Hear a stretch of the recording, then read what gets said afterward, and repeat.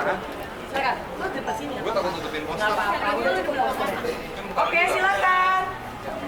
Halo. 2 menit mulai. Foto dulu boleh? Boleh. Kita foto dulu.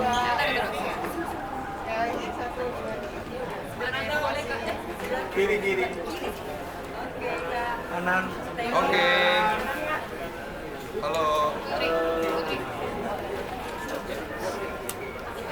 Udah? Oke. Iya, jadi Langsung Thank. aja. nah, ukurannya masing-masing pelatih ini ada nggak tantangan tersendiri yang kayak mikir harus 2 kali gitu untuk penurunan ini. Mengurangi peran ini kan kali ini. Ada tantangan tersendiri nggak sih? Aku mikir kayak saya nggak usah deh, tapi mau ada nggak sih? Jujur aku tidak sama sekali. Aku dari pertama belum dijelasin karakternya seperti apa aja, aku sudah yes. Ya. Sama. Saya juga begitu ditawarin film perang kotak gini. Budi Surya berangkat dari Jalan Barat. PR-nya dipikirin belakangan aja karena Pasti sebagai bisa. seorang aktor ya kita nikmatin adalah proses perjalanan pembentukan karakter. Jadi semakin susah semakin challenging akan menarik sadis.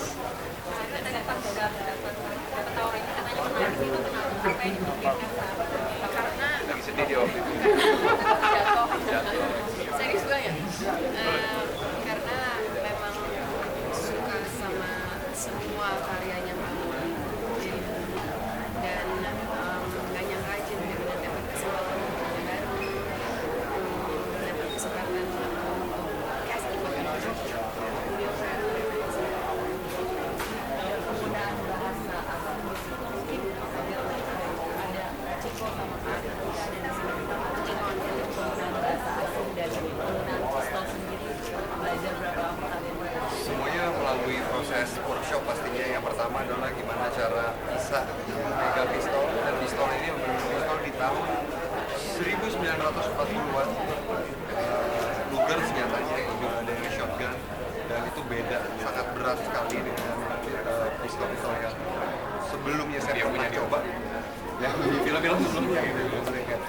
Dan itu ada workshopnya sendiri, dan penggunaan bahasa asingnya sendiri juga ada, kita dikasih coaching untuk dialog gitu ya. Jadi ada guru yang sendiri. Ada gurunya sendiri. Untuk masing-masing, untuk fighting ada guru sendiri, untuk Inggris ada guru sendiri, untuk bahasa Belanda ada guru sendiri. Semuanya ada. Biola juga. Biola. Jadi kita masih workshopnya terbagi itu, ada workshop dialek, workshop biola, workshop fighting, Ya. action. Tidak terjun langsung promosi udah acting itu red susahnya itu 1 sampai 10 Waduh, lihat banget sih karena kompleks ya. 1 sampai 10 kompleks. nol lah. Iya. minum obat kalau Ya. ya. Maksudnya itu tergantung ya. Kayak pasti kita misalnya main biola. Kalau kita dari dulu udah main biola ya mungkin nggak susah itu. Tapi balik lagi tergantung masing-masing karakternya seperti apa sih. Tapi yang pasti semuanya itu butuh kerja keras dan dedikasi yang tinggi. Mas Ciko tadi saya tanya, saya kira Mas Ciko menambah berat badan bagus, menguruskan berat badan. Iya. Kalau dibanding sekarang nambah ya. Tapi kalau waktu pada saat persiapan itu tahun 2022 itu saya harus menurunkan sekitar 9 sampai 10 kilo. Dalam waktu berapa? Berbulan ya persiapan 4 bulan. Agak stres nggak tuh dengan tuntutan harus menurunkan berat banyak? Enggak sih, karena emang saya punya ukurannya sendiri gimana maintenance kalori saya, defisit kalori, dan juga surplus kalori. Jadi kayak dietnya proper, jadi nggak sembarangan naik turun berat badan. Nggak susah kalau buat Ciko, kalau buat aku stres pasti. Makanya balik lagi kan tergantung tadi yang bapaknya. ini bisa peran yang buat kita nanti di film ini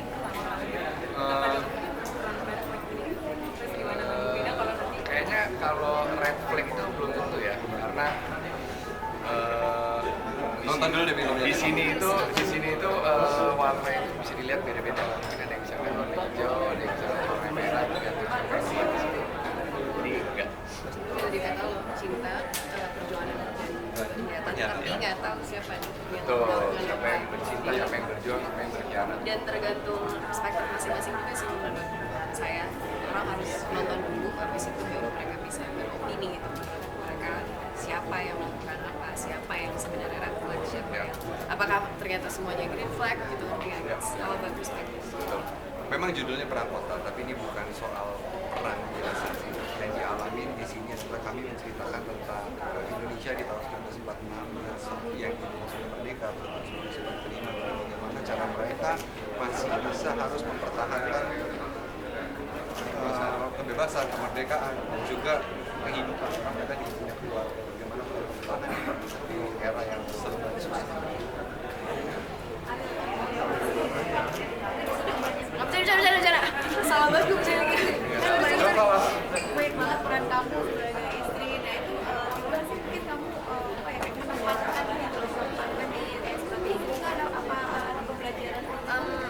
Iya, aku rasa kalau dalam konteks tersebut itu cukup mudah untuk dicapai, cukup mudah, bukan berarti mudah, karena memang banyak juga sumber-sumber yang bisa ditanyakan, orang-orang yang bisa menjadikan inspirasi. Cuma sejujurnya yang bikin sulit untuk Fatimah ini adalah zamannya sih yang berbeda, nggak tahu, lebih apa ya, lebih kurang bisa grasp gitu, kayak gimana ya rasanya jadi sosok perempuan, sosok istri, sosok ibu yang ada di zaman era kemerdekaan gitu. Nah itu yang aku sampai bener-bener lama, itu cukup lama kami diskusikan bersama gitu, karena none of us actually lives in that era gitu. Jadi itu sih sebenarnya yang challenge terbesar di dalam mencoba menghidupkan Fatimah itu. Ada pertanyaan terakhir ya Kak?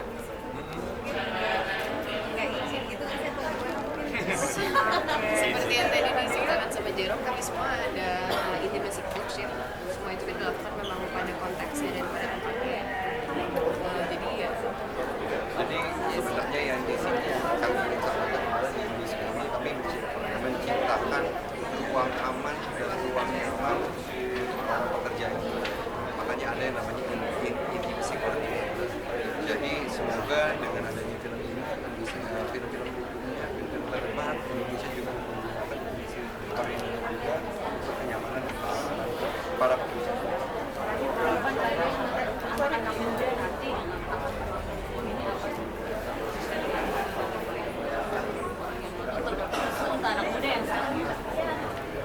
Ya sebetulnya untuk nggak hanya anak muda aja sih, tapi khusus untuk anak muda mungkin di sini kita juga bisa melihat bahwa pada zaman itu manusia-manusia di Indonesia juga mempunyai struggle masing-masing sendiri, bukan hanya sekarang, punya struggle masing-masing di antara diri dengan negara, di antara diri dengan orang lain, dan dengan diri sendiri. Jadi kita masih lihat bahwa the fight is always there.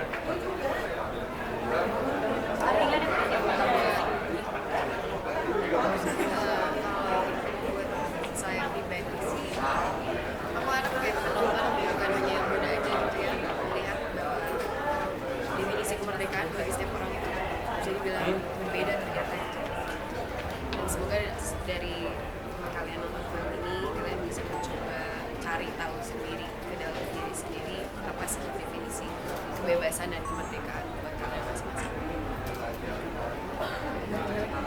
Dari saya, ketika melihat adalah jadi berkaca sendiri pada era tersebut, kita nggak bebas untuk melakukan apa-apa. Kita sudah diberikan kebebasan, jadi kita harus bisa menjaganya dan bisa menyuarakan bagaimana tadi kebebasan itu tercapai. Kalau kalian kan kalau dari transport tadi excited sekali dan lihat di sini. Terus tiba-tiba ada COVID, maksudnya yang waktu pada saat itu tuh tidak ketahuan mau kapan.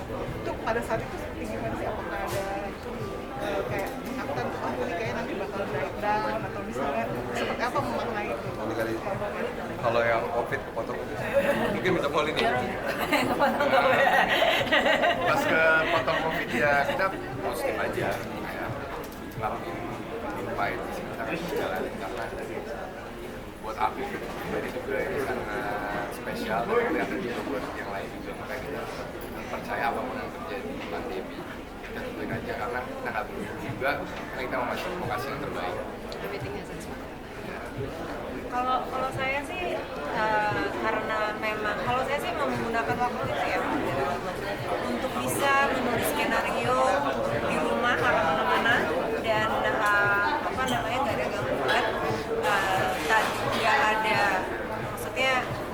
pasti kapan mau syuting gitu istilah, tapi saya bisa ini bisa dibilang mungkin skenario paling yang sejauh ini dalam karir saya ya, paling kompleks yang pernah saya buat gitu istilahnya, dan membutuhkan dan agak keriting jujur begini agak keriting dan karena kompleksan itu saya malah jujur ada apa istilahnya saya silver lining ya gitu istilahnya gitu, kayak ada hikmah gitu dari situ saya bisa menggodok skenario dengan waktu yang cukup extended gitu istilahnya, which is adalah sebuah kemewahan yang luar biasa ya di industri kita ini, dan juga bisa ya seperti tadi Mas Rama juga bilang di press conference gitu, kita bisa apply banyak funding program apa istilahnya, dan mendapat kerjasama co-production dengan 7 negara, which is itu juga sebuah kemewahan yang luar biasa gitu untuk film ini. Filmnya tidak bisa dibuat tanpa co-production tersebut, tanpa resources yang kita dapat dari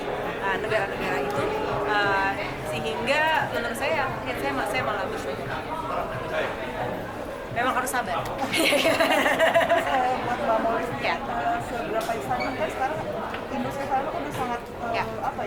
grow dan Alhamdulillah ya. semakin dewasa gitu. Kira-kira akan seperti apa nih? Ini kan bisa dikategorikan film yang biasa gitu ya. Harapannya, maksudnya keinginannya itu seperti apa? Kalau yang tadi kan mungkin dari pemain, dari karakter tentang karakter, kalau mungkin dari sebagai filmmaker.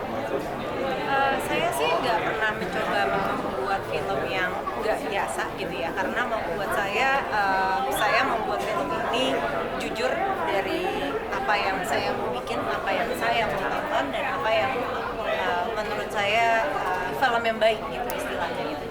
Dan jadinya saya sih berharap penonton juga bisa melihat itu gitu istilahnya, kalau seandainya ini juga film yang jelas saya sangat excited untuk merilis film ini, karena jujur ini film yang harus banget ditonton di bioskop, karena tadi kan udah lihat sendiri itu suaranya gitu istilahnya gitu, dan maksudnya ini mempunyai pengalaman sinematik yang cukup saya nggak bisa bilang, maksudnya kalau pengalaman sinematik yang menurut saya cukup spesial. Saya banyak bangunan-bangunan heritage yang dipromosikan di film ini, Mbak. Bangunan-bangunan apa? Heritage Ya. Ya, promosi pariwisata Ya. juga kan. Ini Ya. juga ke Belanda, kita mungkin Mbak Molly seperti apa untuk melihat ini sebagai peluang pariwisata gitu? Wah iya, ini memang untuk bangunan heritage sangat banyak ya gitu istilahnya. Pasar baru ya? Hah? Di pasar baru ada juga ya? Pasar baru mana ya? Saya ada beberapa kota soalnya. Saya ada di Semarang, ada di Kota Lama Semarang. Kalau Jakarta di mana? Hah? Jakarta nggak ada sama sekali. Ceritanya di Jakarta. Ceritanya di Jakarta. Settingnya memang di Jakarta gitu. Maksudnya ada kali yang adalah maksudnya kali besar. Jadi memang ada nama-nama Jakarta di situ. Tapi untuk syuting kita semua hampir mayoritas Semarang, Surabaya, dan ada sedikit di Jogja, dan ada sedikit juga di Ambarawa. Proses risetnya bisa sampai mendapatkan kota-kota itu seperti apa? Pakai apa? Sorry, nggak benar. Seperti apa proses risetnya akhirnya dapetnya di Semarang, Surabaya? Wah itu cukup ekstensif sih. Kita memang kita sempat ke Solo, udah sempat kemana-mana gitu, udah sampai ke Kediri. Saya sama Mas Rama waktu itu sama tim produser kita sempat menjelajahi lah, mencari kemungkinan kita bisa syuting di mana gitu. Dan karena juga harus menyiasati ya, nggak cuma nyari lokasi bagus tuh, menyiasati lokasi mana yang bisa kita pakai dan bisa kita masuk gimana ya istilahnya, bisa memberikan base gitu, bisa memberikan dasar gitu, karena nanti kan seperti yang tadi saya bilang ada set extension gitu, ada visual effect gitu untuk memanjangkan set yang, karena kan kalau seandainya pernah ke Kota Lama Semarang, ini ada gedung lama kan, sebelahnya kan gedung baru gitu istilahnya gitu terang. Gitu terang. Ngapusnya juga susah ya? Ya ngapusnya itu bagian dari kehidupan. Mau foto dulu rame-rame ya? Itu boleh tanya apa ya? Mbak Molly tengah-tengah. Ini Mbak tengah-tengah. Foto dulu. Jepit dia. Suami geser. Geser. Foto dulu boleh? Kenapa sempit dong? Iya ya, lihat ke sini dulu. Terlalu lebar. Lihat ke sini. Kamera saya 1, 2. Oke. Mungkin shout out jangan lupa nonton Perang Kota tanggal 30 April teman-teman. 1, Yuk. 2, 3. Jangan lupa nonton film Perang Kota tanggal 30 April 2025. di bioskop. Sekali lagi ya. Kayaknya nggak usah rame-rame ganti-gantian aja. Jangan lupa Nonton film Kota Di bioskop. tanggal 30 April 2025. di bioskop. Bioskop. Bang Mauli udah sini dulu. Ada pertanyaan terakhir mungkin sedikit boleh aku kasih.